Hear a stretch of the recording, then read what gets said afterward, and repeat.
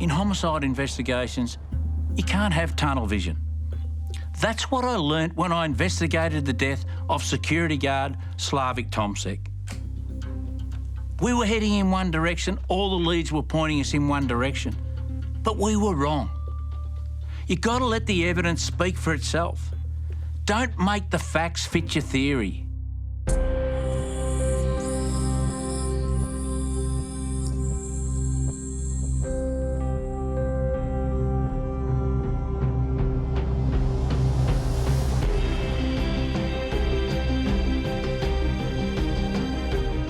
The body of a man on the front seat which was badly burnt. We don't know whether he's been shot, we don't know whether he's been stabbed. It's a horrific act, and any death is tragic.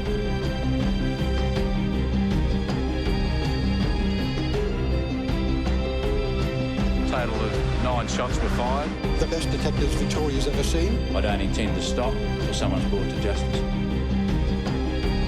Failure is not an option.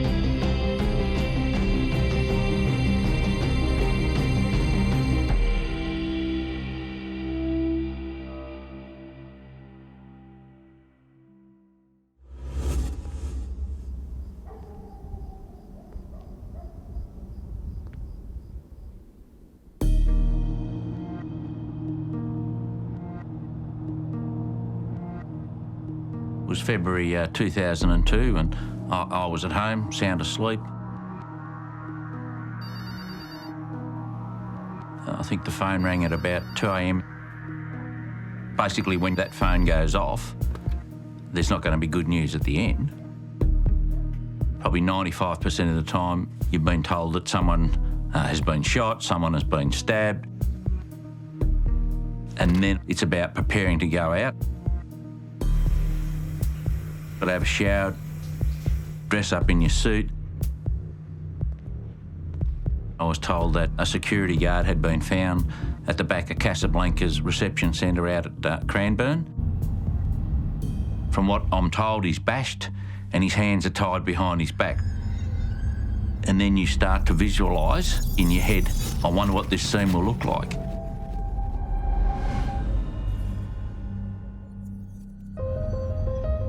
We drive out and we arrive at Cranburn at Casablanca's reception centre. We've arrived at about 3:15. Then you go through the process. The first thing you got to do at a crime scene, make sure that it's secured, make sure that it's guarded.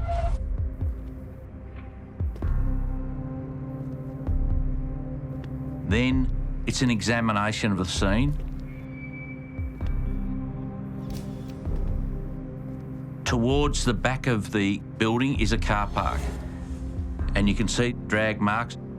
Then you can see a large pool of blood. Then not far from that is a high wooden fence and some rubbish bins.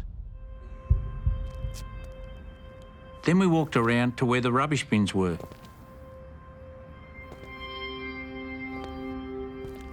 And you see Mr. Tomsek, and he's lying face down. His hands are tied behind his back but up to his feet, so he's hogtied. He's deceased. There's blunt trauma to the head.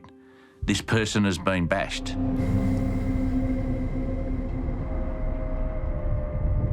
We never recovered a weapon, but we do know that from the injuries, it's consistent with an iron bar. So the initial briefing is Mr. Tomsek is a security guard, and his role is to go around and check commercial premises. His security van is missing, so the killer or killers might have stolen it. His boss, Sandy Semple, was there, and we had a discussion with him.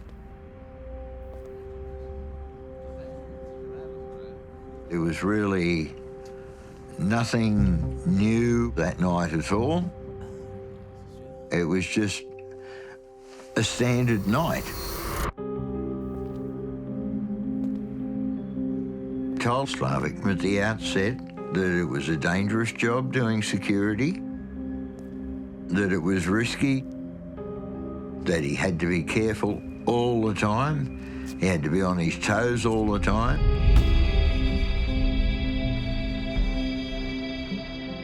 He rang me at 10 o'clock thereabouts and said, Sandy, somebody make trouble for us.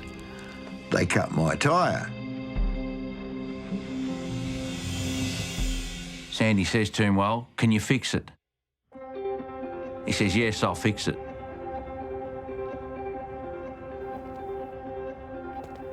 And that was the last I heard from him. And then about 1 o'clock in the morning, I get a phone call from one of the clients on his run saying that nobody has been to pick up the cash to put in the bank.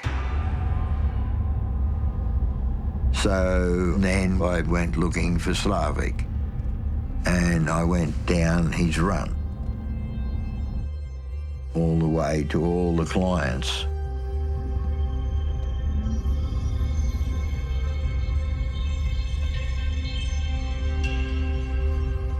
And that's when the horror started. When I got to Casablanca.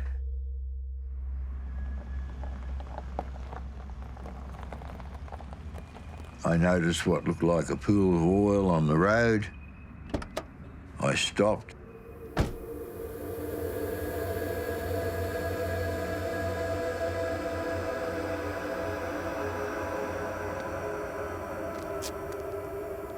I looked at the oil on the road and I thought, that's not oil. And I took a sniff and it smelt like burnt copper, which is blood. And I thought, no. I thought, what the hell? I searched the whole garden in case he'd crawled somewhere because he was hurt. He's got his torch and he's walking around shining his torch.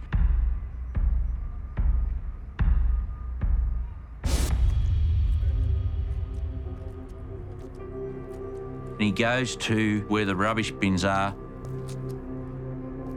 And then I found him. But wasn't a lot I could do.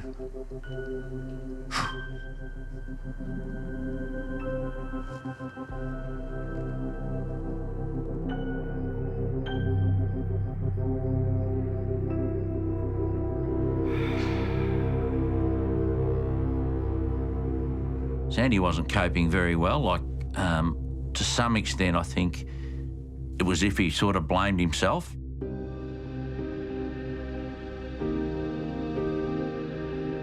He was part of the team. He was part of my team, you know? And I was responsible for him. And I suffer for that.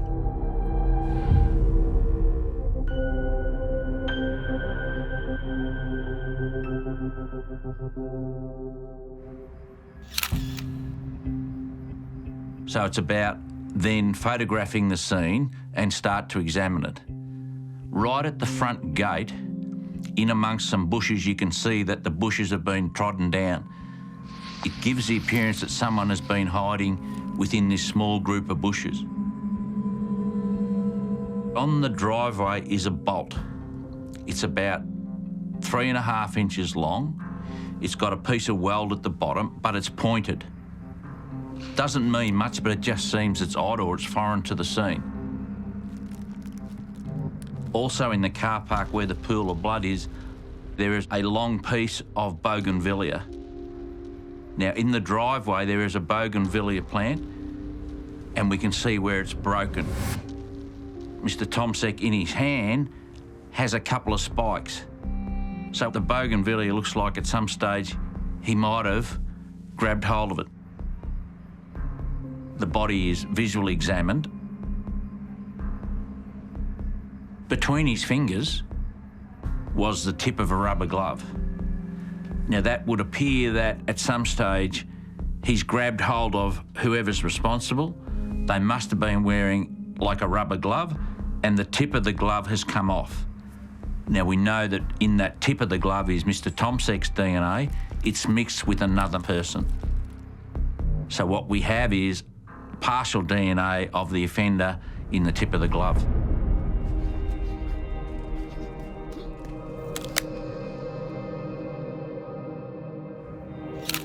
When he is found near the wooden gate, he's bound with nylon cord. It's blue, and he's hogtied. That rope looks new. Question is, did someone go off and buy some rope, because you can buy that in any service station, or did they have it with them?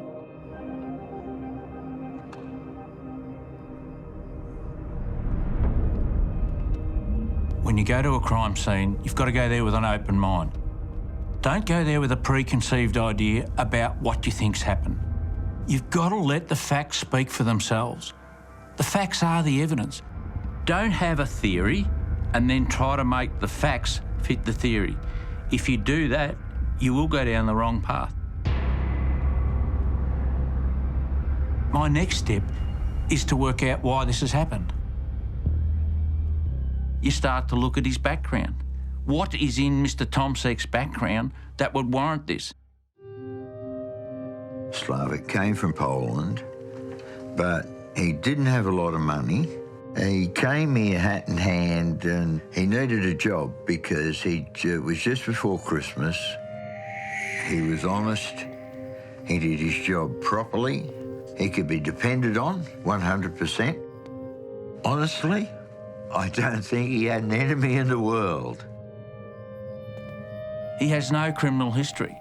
There is nothing in his background or profile which would warrant his death.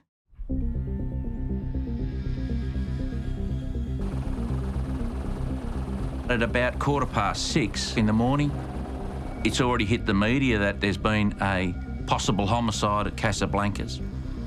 Police are appealing for anyone with information to come forward. It's been a very, very vicious attack. Cold, calculating and very cruel. Then we get a phone call at about 7 o'clock. Someone rang the Cranburn police station and said, I understand that there's been a security guard killed. I want to tell you who's responsible.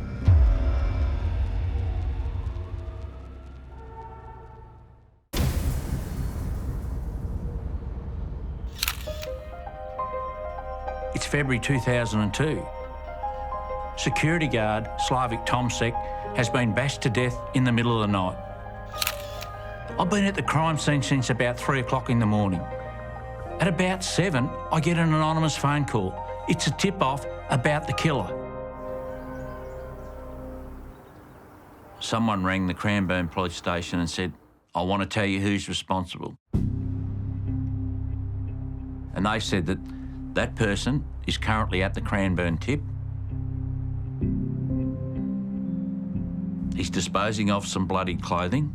So immediately we make arrangements for the uniformed police from Cranburn to go to the tip. The man says, well, I'm down here to see somebody who works here. The question is asked, where were you last night? He says, I was at home with my girlfriend. That's where it's left, and the man goes on his way.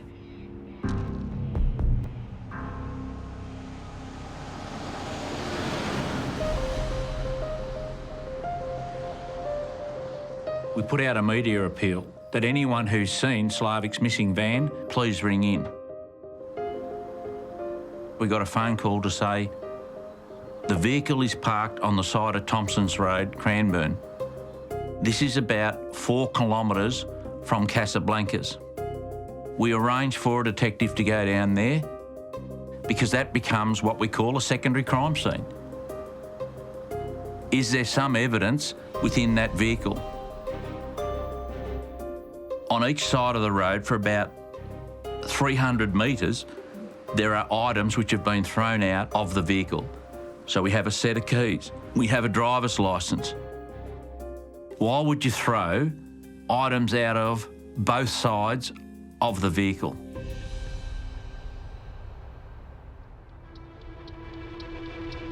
Now, when we look at the vehicle on the passenger side, there is blood splatter around the wheel arch. but the wheel arch is also bent. So it looks like at the time Mr. Tomsek was changing the wheel, more likely he's been attacked because we have blood splatter around the wheel arch, and it looks like the jack has slipped, and that's what's damaged the wheel arch.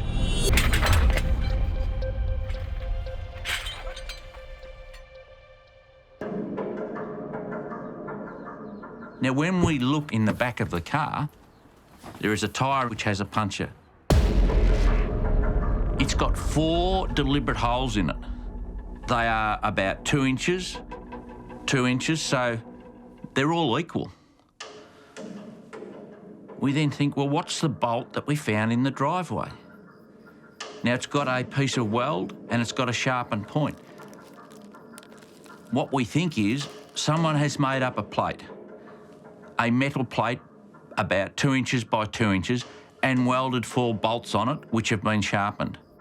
And it's been hammered in to the tyre. So this is not a puncture. This is a deliberate act whilst Slavic is out walking around Casablanca's so that when he gets back, he can't move his vehicle. Then you start, why would someone do that?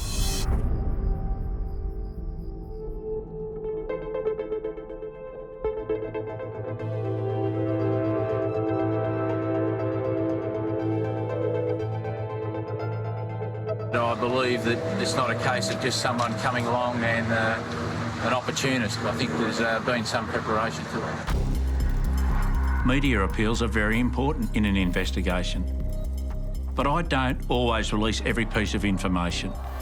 If someone comes forward and tells you something and that information has never ever been released before, you either know that they're involved in the crime or they know someone who is involved in the crime.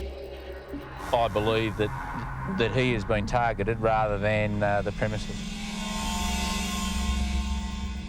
A man comes forward. He says, I was walking my dog through Casablanca's. I saw Mr. Tomsek. He was bending down. He was just about ready to pull the wheel off. And I said to him, do you want a hand, mate? And he says, no, I'll be all right. Well, it has to be within about 15 to 30 seconds of that, he was attacked. So, of course, we're going to look at that man walking the dog.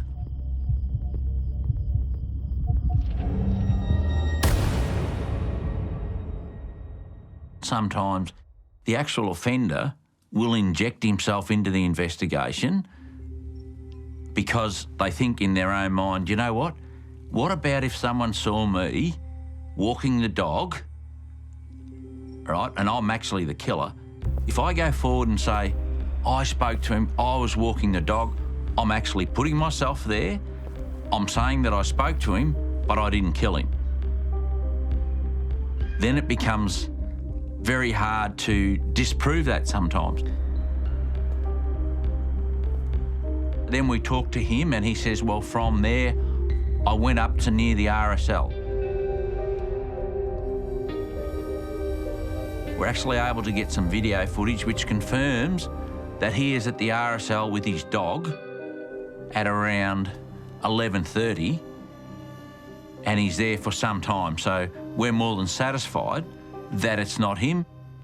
But who is involved in this death? We know from the scene someone is hiding there. Is it one person? Is it 2 people? They've gone there solely to actually puncture the tyre. As he's just about to pull the tyre off, he talks to the man who's walking his dog, and then within a short time after that, can't be very long, he's viciously attacked.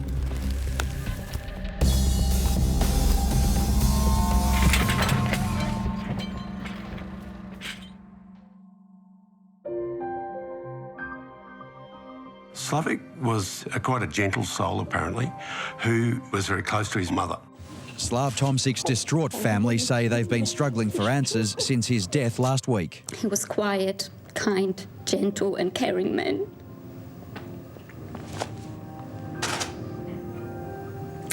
We don't believe he had any enemies. You could not even have an argument with him. His mother was an old European lady who spoke very broken English, so it would have been terrible for her to have lost her son in these circumstances and to have to go and force herself to make a public appeal in front of lights and cameras and the whole catastrophe. Beyond belief.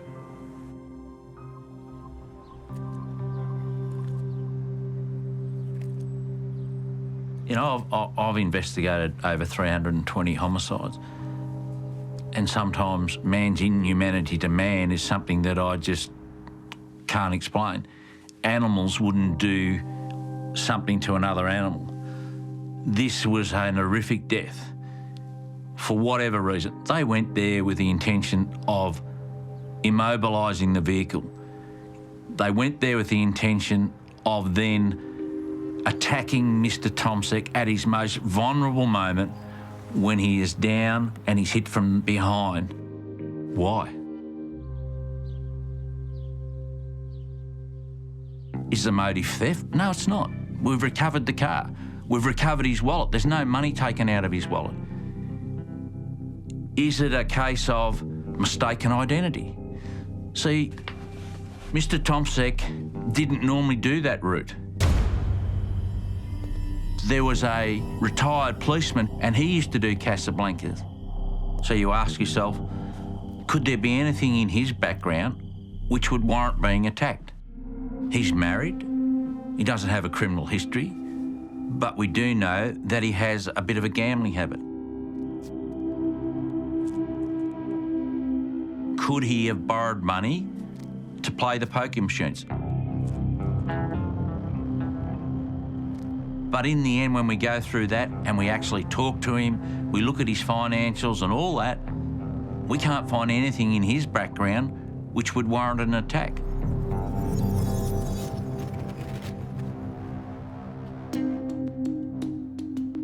We've got a lot of information coming in. We're looking at all those, and this takes probably maybe 3 or 4 weeks. And then I received a phone call. I received a phone call from a detective at Cranburn, and he said, a witness has come forward who works in a car yard. He said, I'm standing behind a car doing some work, and I hear a conversation. A man says, we bashed him, we tied him up. And the other man says, well, what happened about the bolt? And he goes, oh, shit. One bolt came off and the jacks have got the bolt. What they're referring to is the police have got the bolt, and we did have the bolt. No one knew of the existence of the bolt being left there other than the investigators and the crime scene people. We hadn't released that to the media. This was something that was very, very specific. It was quite clear that the information that he provided about the bolt could only come from the killer.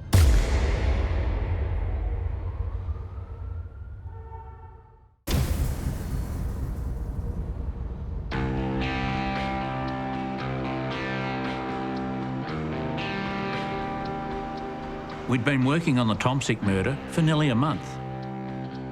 There was no motive, and we had very few leads until a car salesman came forward with a very interesting story.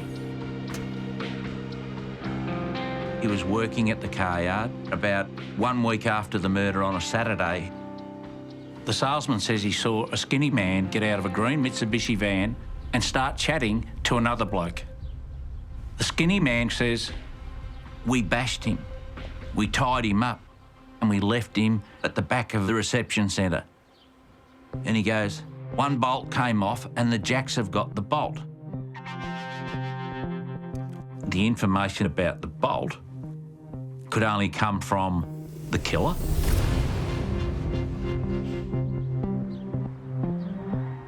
The car yard salesman knows that they're talking about the murder of the security guard. He says, I get up and I go into my office. And the man in the green van, this is according to the witness, comes in and says, I want to drive that white Statesman there. So he says, I take him, I let him drive, and we drive for a short time, and then we come back to the car yard. So we think, we've now got a really good lead. The car salesman then says, about 2 weeks later, on the 18th of March, the same skinny bloke comes back to the car yard in the same green van, and he wants to test drive the white Statesman. The car salesman said, you can take it, but you must produce your driver's licence. So he said he did. He produced his driver's licence. Peter Samuel Smith, of an address in Cranburn. So now we have what we think is a pretty good suspect, Peter Samuel Smith. Then you start to look at his background. He was someone known to police. Now, Peter Smith, in his own words, is no angel. He's a man who's got a little bit of experience of being questioned by police over various matters. He could be a scallywag, as we say. So we arrange some surveillance. In other words, we have a crew of people who actually follow Peter Smith. We have some video footage of him getting some petrol at a service station. We show it to the witness, the car salesman, to make sure you got the right person. He says, that is the man who came and drove the Statesman. That is the man who gave me the licence of Peter Samuel Smith. We build it up to the point where we have sufficient to execute a warrant on the house. We arrive there. It's a unit. It's like a duplex. But what's out the front of his house?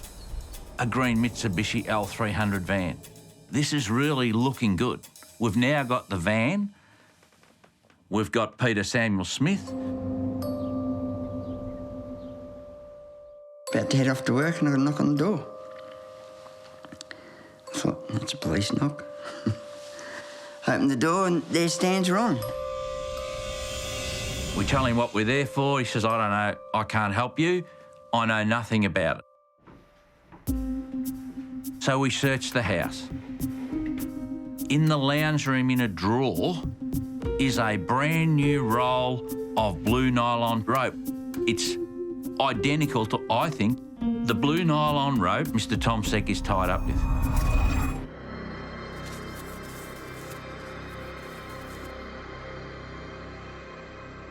So the case is not bad now because I've got an eyewitness. I've got the van which corroborates the car salesman. I've now got blue rope, which I think is identical. Got taken to St Kilda Road and spent the rest of the day being interviewed.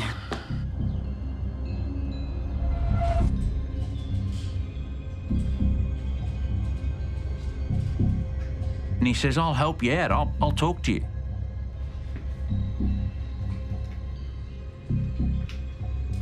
So we talk to him and he says, I've only ever been to the car yard once. Oh no, you went there twice. He says, no, I only ever went to that car yard once and I can prove it. Well, Peter, how could you prove that? He said, I wrote it in my diary. I've always kept a diary, I don't know. It's something I do. I knew I had it written in my diary the day I'd gone and test drove the car. Because I wrote it down in my diary what he wanted for it. That was one thing I remembered.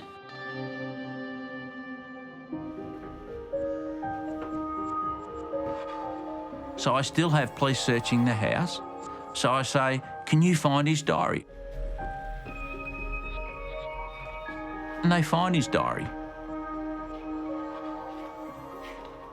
His diary shows on the 18th of March, he's got test drove white Statesman from a particular car yard in Cranburn, drove down to friend's house in Mornington.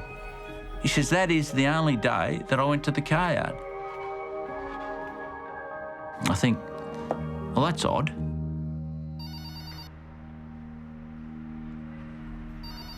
So I ring the car yard and I speak to the car salesman. He says, yeah, I've got a book here that people sign out. So I said, can you send me the book? He says, well, I'll photostat the page and I'll send that. And he sends it in. And it's marked 2nd of March, Holden Statesman. 18th of March, again the White Statesman, and the name Peter Smith. So it looks like on 2 occasions Peter Smith has been there. I'll put that to Peter Smith and say, well, you've been identified. This is you and you've been there twice. He says, absolutely not. At the end of the process, I look at it and make an assessment. Do we have sufficient evidence to charge him? I have an eyewitness. I have something from the crime scene that no one knows about, but Peter Smith has been apparently talking about.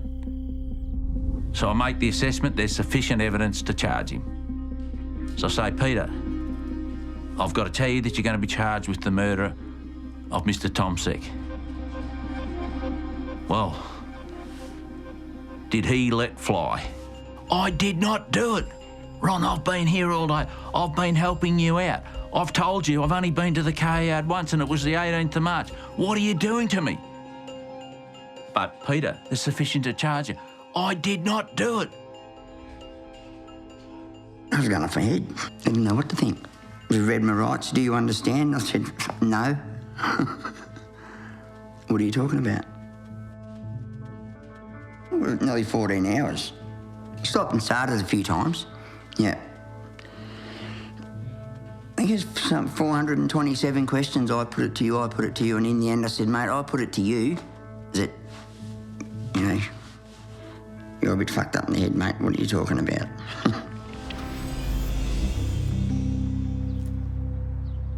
When you tell somebody you're going to be charged with murder, if they've actually done it, you get no reaction. If I say to someone, you're going to be charged with murder, and you haven't done it, straight away there's this massive reaction. What does Peter Smith say? I did not do it. I've been here all day. I've been helping you. Peter, the evidence is that you've done it. He suspended the interview. Come back in about half an hour later and said, I'm now formally charging you with the murder of Slavic Tomsek, remanding you in custody, blah, blah, blah, blah. And I just sat there and shook my head in disbelief. I start to think something's not right.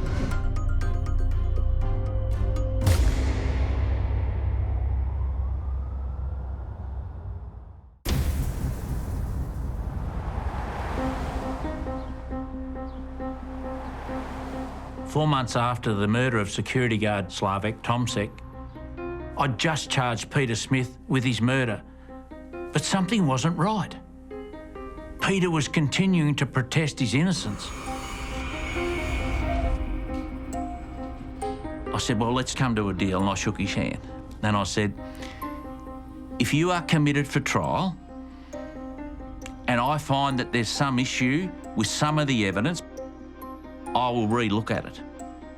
So he's remanded and he stays in custody for about 6 to 7 months whilst we prepare all the evidence. I get the report back from Forensic Science, which says the blue nylon rope from Peter Smith's house is nearly identical to the blue nylon rope which Mr. Tomsek has been tied up with, but it's twisted a different way. In other words, it is not the same rope. So whilst I think I have a great piece of evidence, in the end, I don't.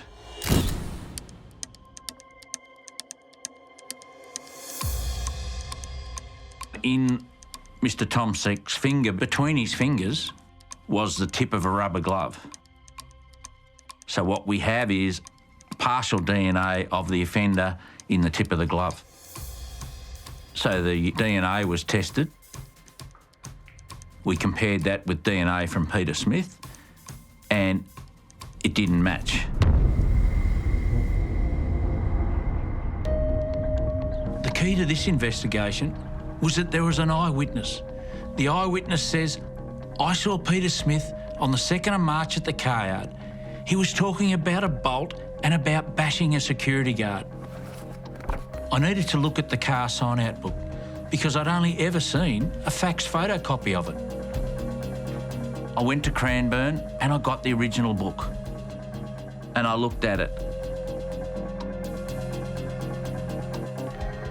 And I went, oh, someone's changed this. Someone has changed it to make it look like Peter Smith took the car on the 2nd and the 18th. So I have to get that analysed. And a handwriting expert looks at the book and says, I can tell you that was changed and altered on the 2nd. And on the 18th, whoever changed it is the same person. I believed at that point that my witness had changed the document in the book, that he'd changed it to support the story that he told me, that Peter was there on the 2nd and Peter was there on the 18th. I then started to doubt the veracity of my witness. Now, this witness also says that Peter Smith drove a green van when he was there on the 2nd of March. I then went and spoke to Peter Smith's neighbour.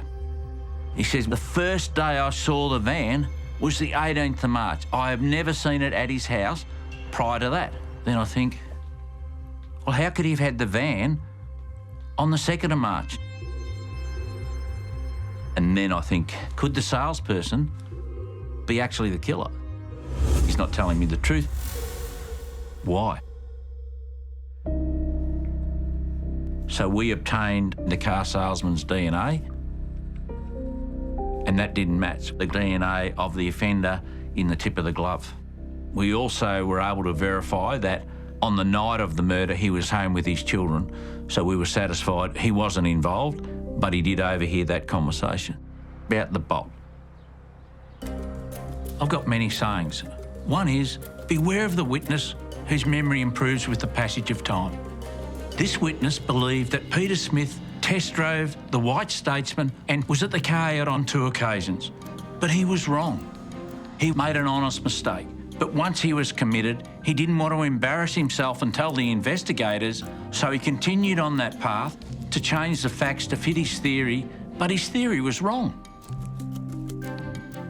It then created for me a fair amount of stress because ultimately Peter got committed.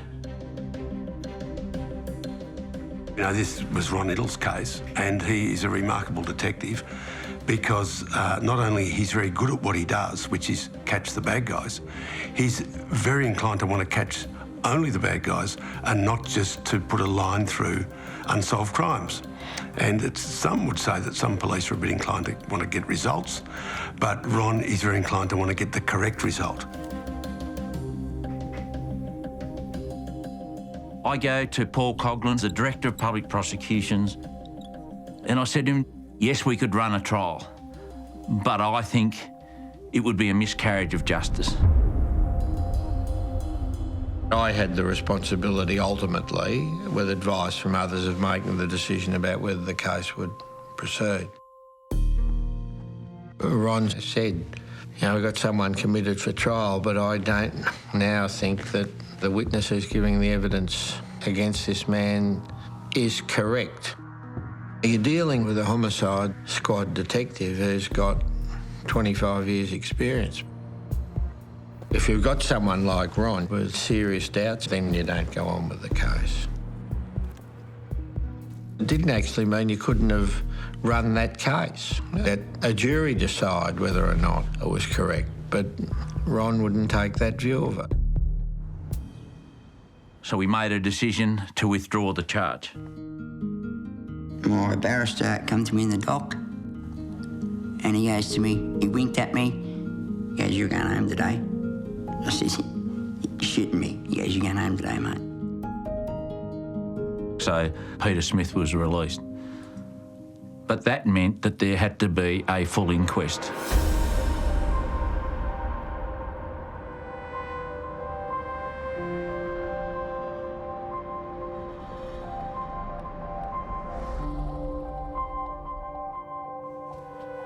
The coroner's court, to me, it's a solemn place. This is where the coroner makes a decision about someone's loved one.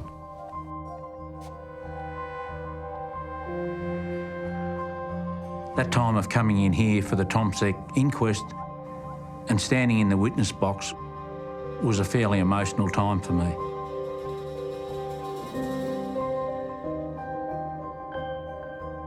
My heart is pumping. Peter Smith is sitting there. Peter Smith doesn't know what I'm going to say. I have to make an admission publicly that we got it wrong. It's something that weighed on my conscience. I got to the point of saying, Peter Smith is not responsible. And I couldn't go any further. I broke down. It was like this massive weight off my shoulder. And the coroner, Mr. White, said, Ron, hop out of the box. Get yourself together and we'll come back and we will continue on.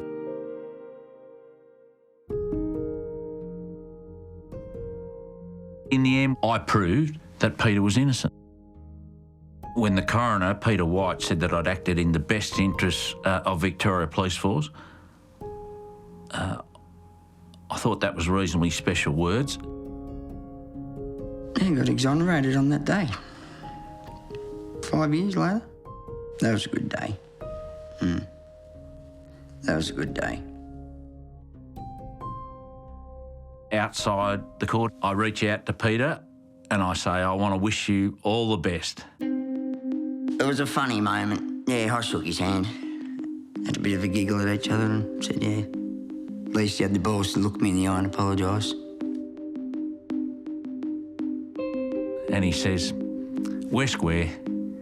He said, Ron, I've done 11 months.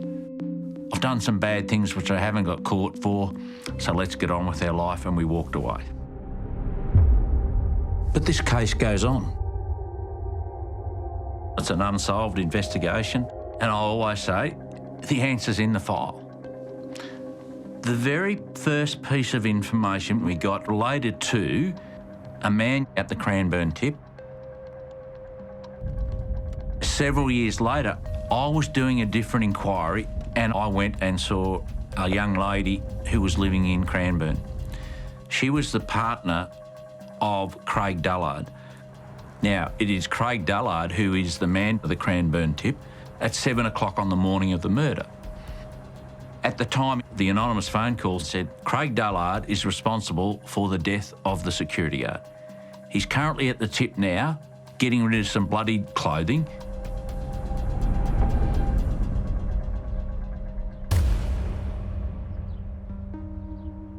Craig said to the police, I was home with my girlfriend last night. That's the bit that's not followed up. That's accepted and Craig Dullard goes on his way. But I said to his girlfriend, well, now that I'm here, do you remember the murder of the security guard? She says, yes. I said, was Craig home that night? She said, no. He didn't get home till 9 o'clock in the morning.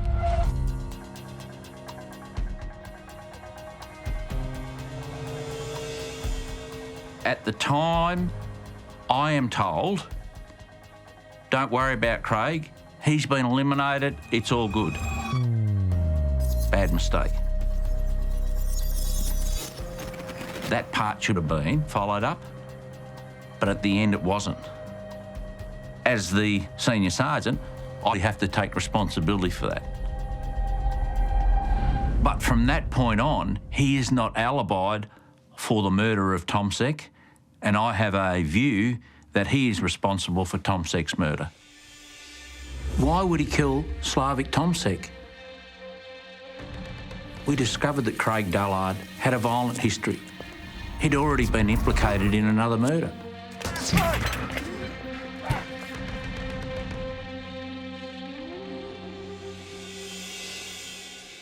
So I start a process to look at that, and then I get a phone call from a detective at Frankston, and he said, well, I've got to tell you, Craig Dullard, he's died from sugar diabetes or something, but he died of natural causes. My main suspect now has passed on, and it's very difficult other than you could reopen the inquest, but sometimes you accept that and you move on. I think at least we found an answer for Slavic's family. Peter Smith would have an absolute right to be angry, but in the end, I honoured my agreement to relook at the evidence, and to that he is thankful. Ron's all right. Basically, he's done the right thing in the end, you know? Done the right thing by me in the end. So I learned a lot out of that job. No, Sweet. Yeah. No, I did. It says a lot about Ron that one of the cases he values the most is somebody who he thought you had to let go. I knew that you had an inkling that I didn't do it. I think you're right. After I've interviewed someone and charged someone, I always say if there's a very, very strong reaction about being charged, then that person hasn't done it. In all the times of interviewing people, you're the only one that's been charged that's given that reaction. For Ron to have been unwittingly involved in successfully prosecuting an innocent man would have devastated him. If he hadn't had the brains and the morality to actually second-guess himself and go back and look at the case again, perhaps no one would have ever known. Perhaps this innocent man would have been convicted. Jail's a shitty place. Not somewhere I ever want to go again anyway, put it that way. So yeah, life's pretty bloody good. Life's pretty good.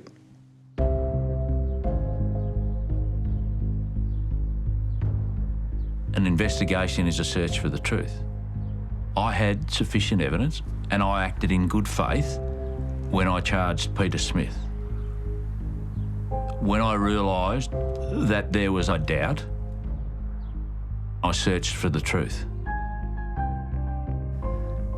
I could have sat back and said, just let this be a matter for the jury. But I could never have lived with myself if for some reason he had been convicted.